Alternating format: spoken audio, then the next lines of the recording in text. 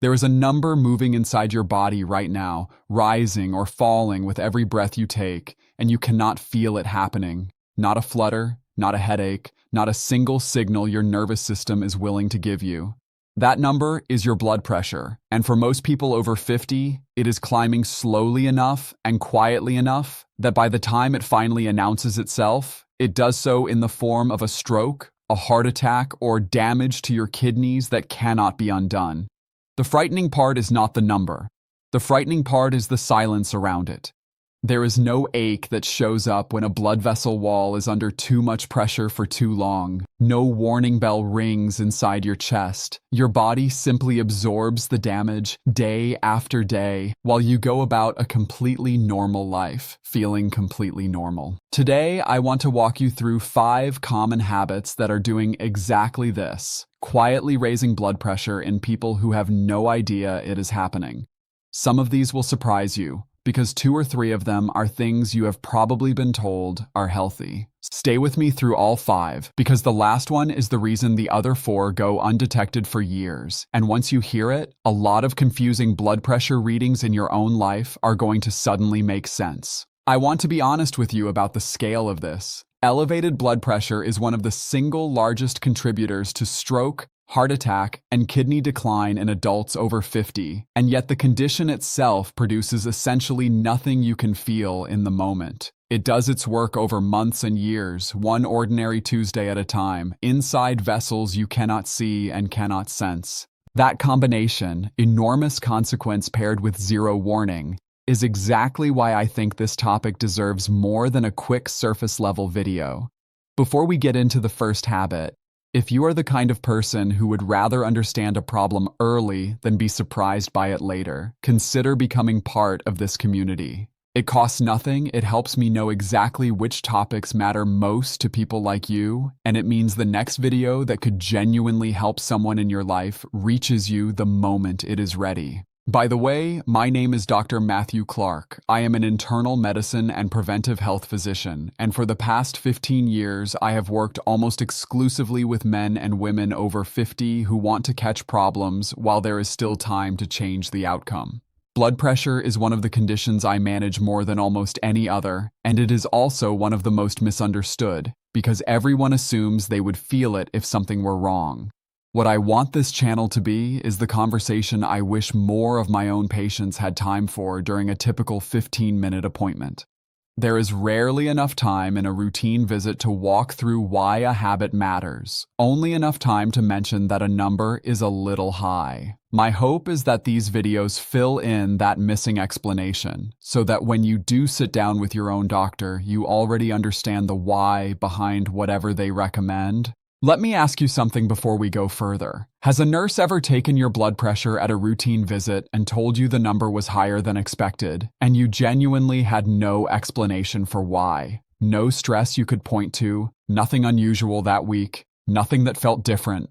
If that has happened to you, keep that memory in mind, because by the end of this video, you are going to understand exactly what was going on underneath the surface. Go ahead and type yes below if that has happened to you, even once. I ask because I suspect far more of you will type yes than you might expect, and seeing that in the comments tends to help people realize this is not some rare fluke. It is an extremely common experience that almost never gets properly explained. Habit number 1 is the one that surprises people the most because it hides inside food that is marketed as the healthy choice. It is regularly eating packaged foods that carry hidden sodium, things like deli turkey, canned soup, flavored rice mixes, jarred pasta sauce, and even some breads. None of these look like the salt shaker sitting on your table, so almost nobody counts them as a sodium source, yet they are responsible for the overwhelming majority of sodium in the average American diet. Here is the mechanism, and I want to explain it in a way that actually makes sense rather than just telling you salt is bad. Sodium pulls water into your bloodstream and holds it there. More fluid volume moving through the same size vessel means more pressure against the vessel wall. The same way a river carrying more water pushes harder against its banks, even if the riverbed itself never changed shape. Your kidneys are supposed to filter the extra sodium back out. But when the intake is constant, meal after meal, day after day, the system stays under low-grade strain and never fully catches up. Public health researchers have documented for decades that the vast majority of sodium in a typical American diet does not come from the salt shaker at all. It comes from processed and packaged foods eaten regularly, which is exactly why so many people feel confident about their diet while quietly consuming 2 or 3 times what their blood vessels can comfortably handle. Here is something you can do right now while you are watching this. If you have a packaged food nearby, a can, a box, anything with a label, pick it up and find the sodium line. If that single serving is close to or above 400 milligrams, and you are likely to eat more than 1 serving, that item alone could be doing more to your blood pressure than an entire week of the salt shaker ever would. For most adults, general nutrition guidance recommends staying under roughly 2,300 milligrams of sodium a day, with an ideal target closer to 1,500 for anyone already managing blood pressure. A single serving of canned soup can carry 800 milligrams or more on its own, which means 1 bowl at lunch can already use up a third of an entire day's healthy limit, before dinner has even started. Nobody sets out to eat that much sodium. It simply accumulates, one convenient, ordinary meal at a time. Now here is a term worth understanding, because once you know it, this entire video will make more sense. The inner lining of every blood vessel in your body is called the endothelium.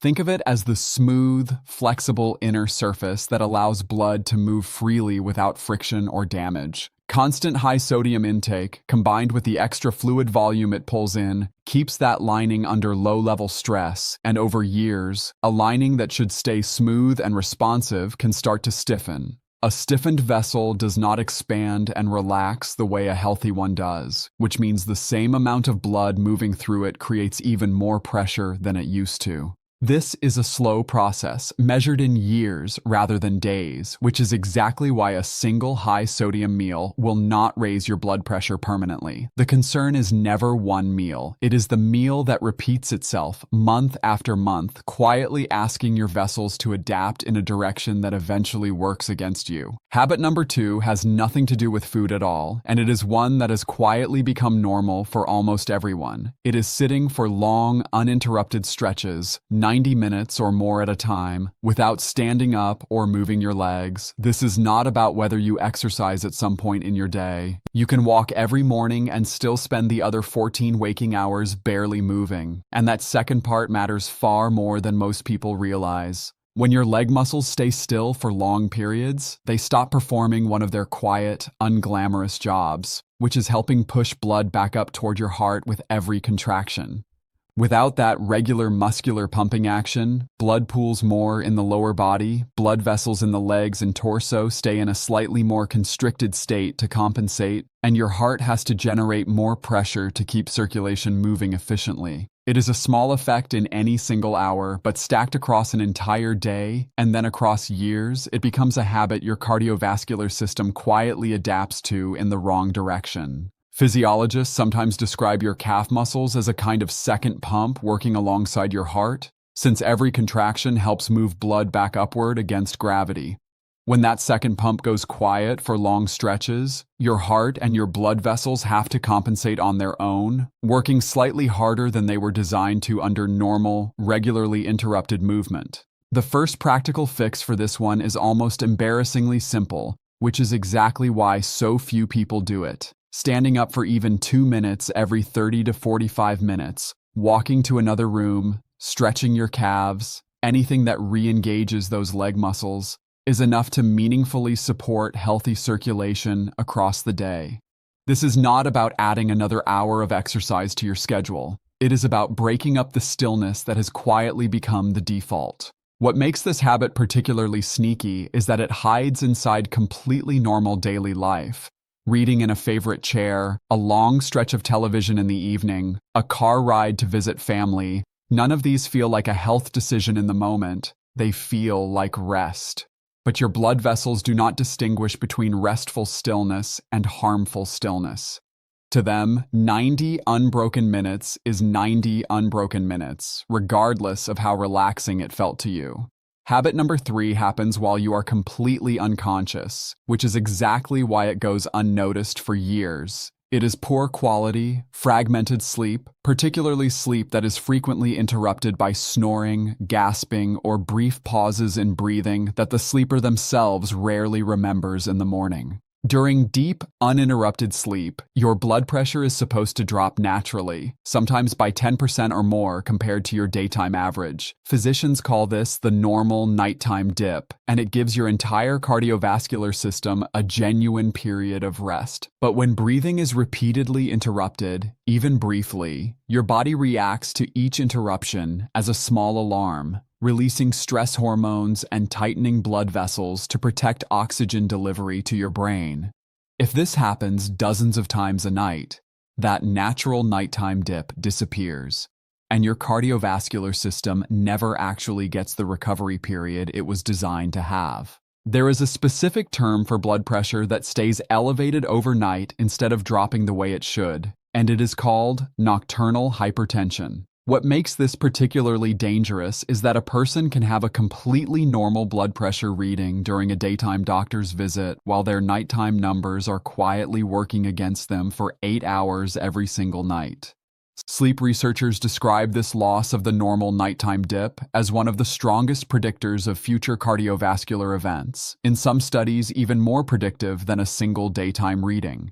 Your cardiovascular system essentially works 2 full shifts instead of 1, an active daytime shift and a nighttime shift that never fully powers down, and it does this for years, without the person lying in that bed ever knowing their own nights looked like this. I want to be clear that what I am about to describe is not one specific person. It is a pattern I have seen play out with slight variations across dozens of patients in my own practice. The kind of composite story that will likely feel familiar to a lot of people watching right now. A patient comes in for an unrelated visit, tells me they sleep a full 7 or 8 hours and feel that should count as good sleep, and yet they are tired most mornings. Their spouse mentions the snoring has gotten louder over the years, and their blood pressure at rest is stubbornly higher than it should be given how well they eat and how active they are otherwise. Once we look closer at sleep quality specifically, not just sleep duration, the picture usually becomes much clearer. Duration alone was never the whole story. In this kind of pattern, once a sleep evaluation is done, it frequently reveals dozens of brief breathing interruptions every single hour, each one lasting only seconds, each one invisible to the sleeper and often only half noticed by a spouse. The person wakes up the next morning with no memory of any of it, gets ready for the day, and goes about a completely ordinary life, all while carrying a nighttime pattern that has likely been building for years. This is exactly the kind of thing that fits the theme of this entire video. Nothing about it announces itself. This brings me to something almost everyone over 50 believes, and I want to correct it directly. Most people assume that if their blood pressure were truly a problem, they would feel it, a headache, dizziness, some kind of internal signal telling them something is wrong. That belief feels intuitive, and it is almost completely false. Blood vessels do not have pain receptors the way your skin or your muscles do. There is no internal alarm system designed to alert you when pressure inside a vessel rises above a healthy range. This is precisely why hypertension earned the nickname doctors have used for generations, the silent condition. The overwhelming majority of people living with elevated blood pressure feel completely normal, right up until the moment a vessel that has been under strain for years finally gives way, either gradually through organ damage or suddenly through a stroke or heart attack. Feeling fine was never proof that everything was fine. It was only proof that your body has no way to warn you. I know that can feel unsettling to hear, and I do not say it to frighten you. I say it because once you understand this one fact, everything else in this video becomes far more useful. You stop waiting for a signal that was never going to come, and you start paying attention to the habits themselves, which is something you actually have control over, starting today. I want to say something plainly because I think it needs to be said plainly. The healthcare system, as it is currently structured, is far better built to treat a heart attack after it happens than it is to catch the 20 years of quiet pressure buildup that led to it. Prevention does not generate the same urgency, the same appointments, or the same attention as an emergency does. even though prevention is where almost all of the real power actually lives. This is not a conspiracy, it is simply how the incentives of the system tend to align, and understanding that is part of why I make videos like this one in the first place. If any part of what I have shared so far made you think of your own numbers or someone you love, I would genuinely appreciate you sharing this video with them. Sometimes the person who needs to hear this is not you, it is your spouse, your sibling, or a friend who has been told for years that their blood pressure is a little high and has simply learned to live with hearing that phrase without ever understanding why it kept happening. And if this kind of honest, practical health information is something you want more of, staying connected here means the next video reaches you the moment it is ready, and it genuinely helps me understand which topics matter most to people in your situation. I would also love to know how old you are. Write in the comments below. I ask this for a real reason, not just curiosity. The habits that matter most and the advice I give shifts depending on whether someone is 52 or 78, and knowing who is actually watching helps me make sure future videos speak directly to your specific stage of life, rather than a generic audience. Here is something that tends to catch people off guard. Researchers estimate that roughly half of adults with high blood pressure do not know they have it. Not because they are ignoring symptoms, but because there were never any symptoms to ignore in the first place. Half. Think about that the next time someone tells you they would definitely know if something were wrong. And of the half who do know, a large portion still do not have it consistently controlled, often not because the treatment does not work, but because the underlying daily habits driving it were never identified or addressed alongside the medication. This is exactly why understanding the 5 habits in this video matters even for someone who is already being treated. Medication can lower a number. It cannot undo a habit that keeps working against you every single day. Habit number 4 is one people rarely connect to blood pressure at all because it feels like relaxation rather than risk. It is the daily habit of unwinding with alcohol, even in what feels like a modest amount, 1 glass of wine most evenings, a beer or 2 after work, treated as a harmless way to decompress. Alcohol does cause blood vessels to relax temporarily, which is part of why it can feel calming in the moment. But that relaxation is followed several hours later by a rebound effect, where blood vessels tighten back up, often beyond their original baseline, and your body releases stress hormones as it works to clear the alcohol from your system. Do this most nights of the week, and your cardiovascular system spends a meaningful portion of every day cycling through this relax and rebound pattern, never quite settling into a stable, calm baseline the way it would with less frequent drinking. This ties into something called the sympathetic nervous system, which is the part of your body responsible for the fight or flight response, tightening blood vessels and raising heart rate when it senses a threat. Regular alcohol use activates this system more often than most people realize, even in what feels like a relaxed, low-stress evening. Your nervous system does not distinguish between an actual threat and the internal stress of processing alcohol. It responds to both in a remarkably similar way. This is part of why some people notice their blood pressure reads slightly higher in the early morning after an evening of drinking, even though the alcohol itself left their system hours earlier.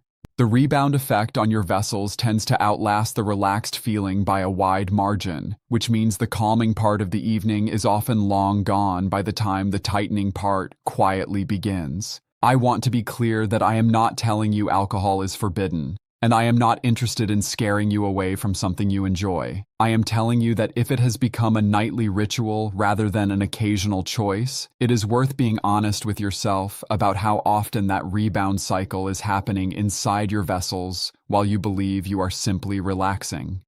The distinction that matters most here is frequency rather than any single evening. 1 glass of wine at a celebration is a completely different physiological event than 1 glass of wine that has quietly become part of every single evening, 7 nights a week, 52 weeks a year. It is the repetition, not the occasion, that turns a pleasant ritual into a daily strain on your vessels. I have one more question for you, and I would genuinely love an answer in the comments. Has anything in this video already made you think differently about a habit you assumed was harmless? I read these comments, and honestly, they shape a good portion of what I choose to cover next. So if there is a topic you want me to dig into, tell me that too.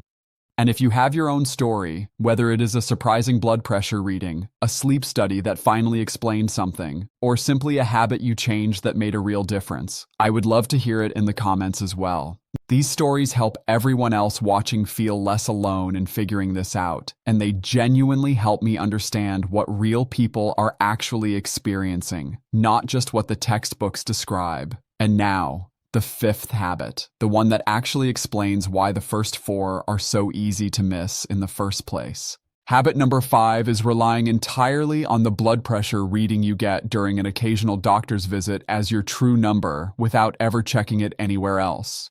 Here is why that habit is far more dangerous than it sounds.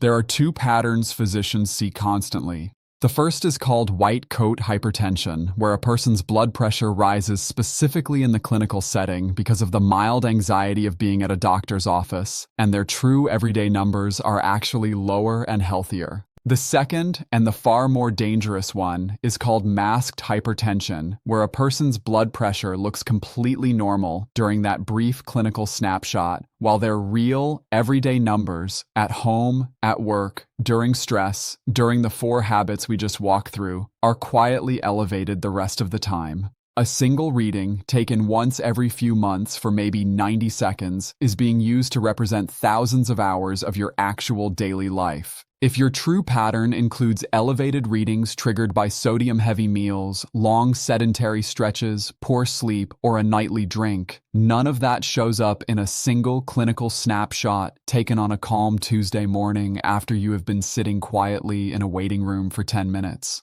This is the piece almost nobody puts together, and it is the real reason the first 4 habits go undetected for so long. You are not lying to yourself when you say your blood pressure seemed fine last time it was checked. The reading itself may have been completely accurate. It simply was not complete. Put the 5 together and you can probably see how this plays out for a lot of people. A sodium-heavy lunch, a long stretch of sitting through the afternoon, restless sleep overnight because of undiagnosed snoring, a glass of wine to unwind before bed, and a single calm reading taken once every few months at the doctor's office that never captures any of it. None of these 5 habits are dramatic on their own. Together, repeated for years, they quietly describe exactly how a completely ordinary, health-conscious person ends up with blood pressure that has been elevated far longer than anyone realized. I want to be honest with you about something that happens once people start addressing these habits. Within a few weeks of reducing sodium, moving more throughout the day, improving sleep, and cutting back on nightly alcohol, most people genuinely start to feel better, more energy, better sleep, a general sense of improvement. That feeling is real, and it is worth celebrating. But I want you to understand that feeling better is not the same as your vessels having fully recovered. The habits that raised your pressure took months or years to do their quiet work, and the improvement inside your vessels continues well beyond the point where you simply start feeling good again. The real test is not the first 2 weeks. It is whether these changes are still part of your life 6 months from now, after the initial motivation has faded. I have watched this pattern repeat itself many times over the years. Someone makes real changes, feels noticeably better within a month, and quietly assumes the hard part is finished. Then life gets busy, the sodium creeps back in, the sitting stretches get longer again, and 6 months later, they are surprised to find their numbers drifting upward once more. The habits in this video are not a short fix you complete once. They are closer to brushing your teeth. Something that only keeps working because you keep doing it.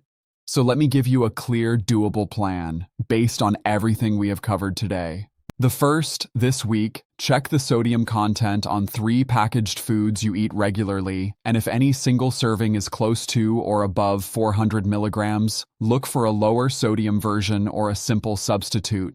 The second, set a reminder, a phone alarm, a sticky note, anything, to stand and move for 2 minutes every 30 to 45 minutes during long sitting stretches, whether that is at a desk, in front of the television, or during a long car ride. You do not need equipment or a formal routine. Simply standing, shifting your weight, and taking a short walk around the room is enough to re-engage those leg muscles. The third, ask your spouse, a family member, or anyone who has shared a room with you, whether they have noticed snoring, gasping, or pauses in your breathing while you sleep.